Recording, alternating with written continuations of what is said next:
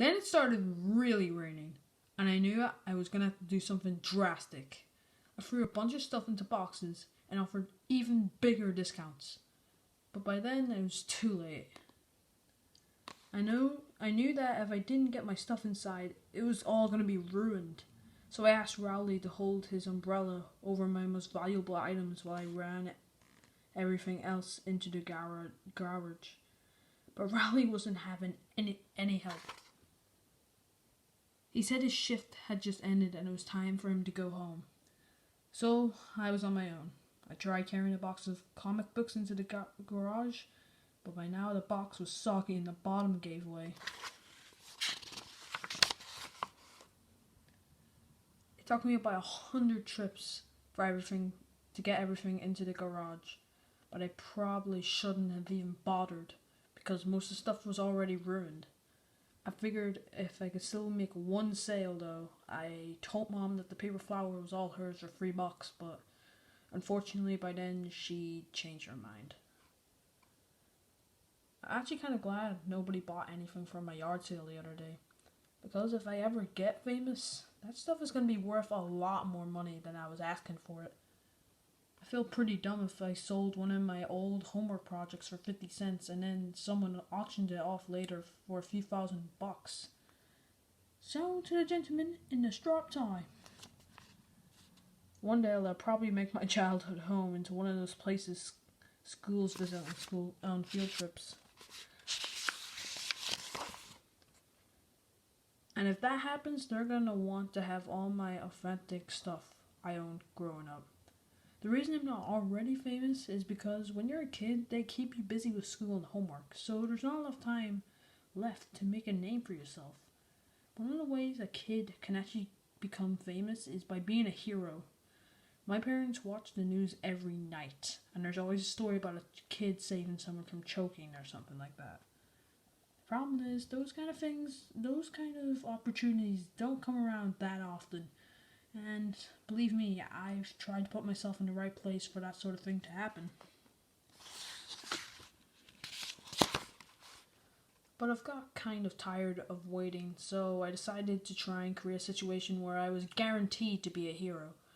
I figured if I saved someone from a dog attack, they'd make a statue of me and put it in the town park, which would be pretty cool.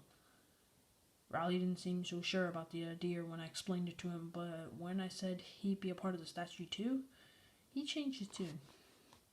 So I got some bacon out of the refrigerator and had Rowley stuff it in his pockets. Then we went around the neighborhood looking for some dogs.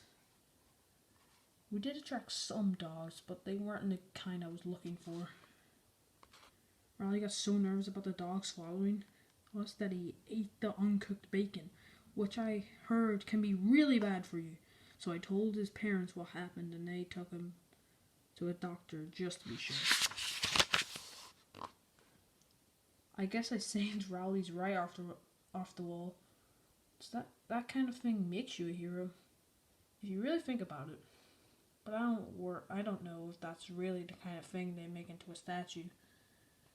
Maybe I'm thinking too small with this statue idea anyway. If I do something really big, they'll make my birthday into a national holiday. That'd be pretty awesome, because then everyone would get the day off school and work, and they'll have me to thank for it. The thing is, whenever there's a day off school for a national holiday, I never even think about the person it's named after. I just hope that on my holiday, people spend the whole day reflecting on my life. But with my luck, they'll just use it as an opportunity to sell furniture or something. It's the great carefully written in holiday sale, with prices so low it's crazy. Recliners, sofas, mattresses, side tables.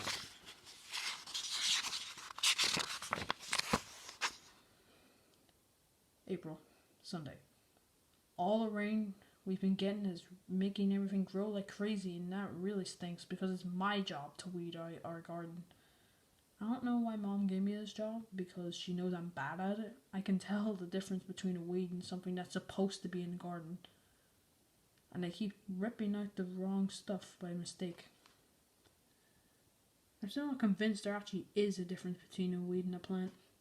I bet there are places in the world where people think asparagus is a weed. And right now, there's some kid my age busting his gut, pulling it up. I understand why grass isn't considered a weed, because it sure looks like one to me. But people like my dad spend their entire weekends trying to get their lawns to look just right so that they can impress the neighbors. I'll tell you this, when I get a place of my own, I'm gonna pave the whole yard. That way, I can spend my weekends enjoying myself.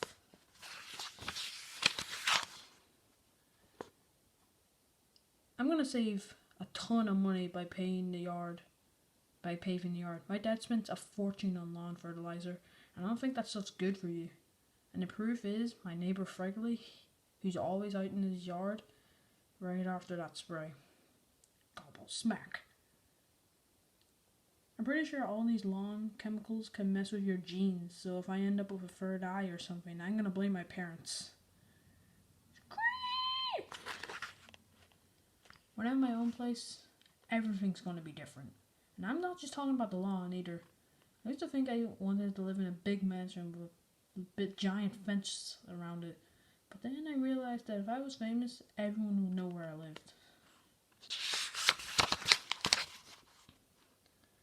So my new place is to build a really small house that doesn't attract a lot of attention, and then all the good stuff would be underground.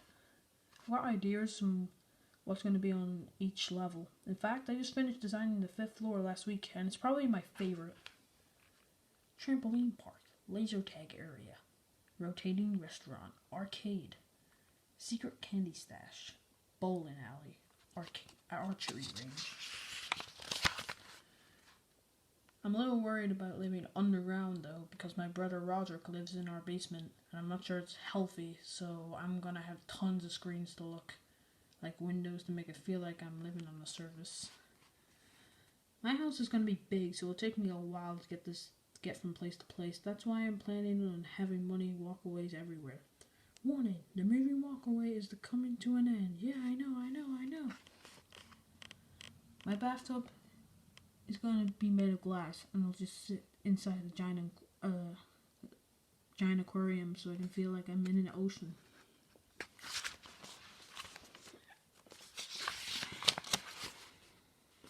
My security system is going to be super high tech. I've signed all sorts of booby traps for anyone who tries to get inside.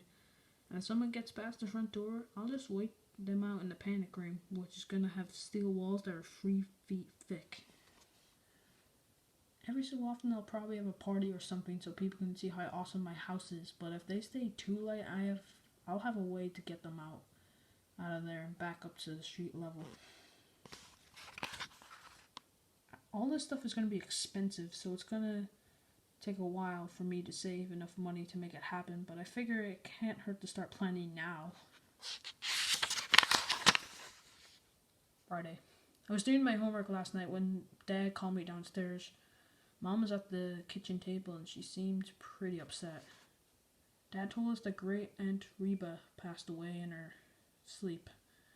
I have a lot of great aunts, though, and at first I couldn't remember which one she was.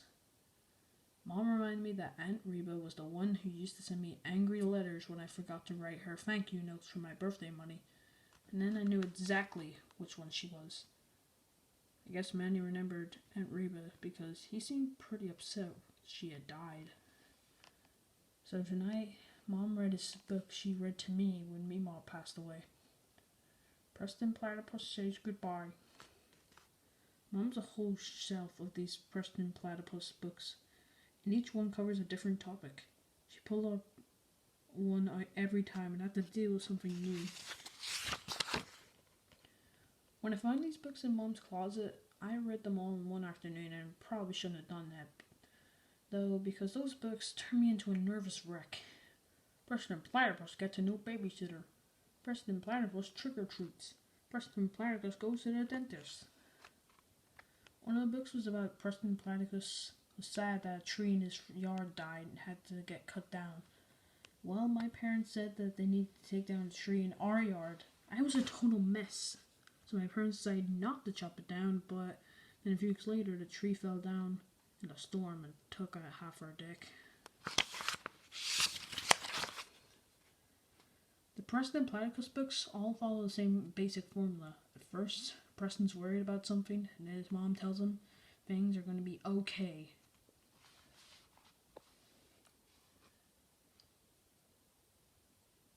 And then they're going to be okay, and she turns out to be right.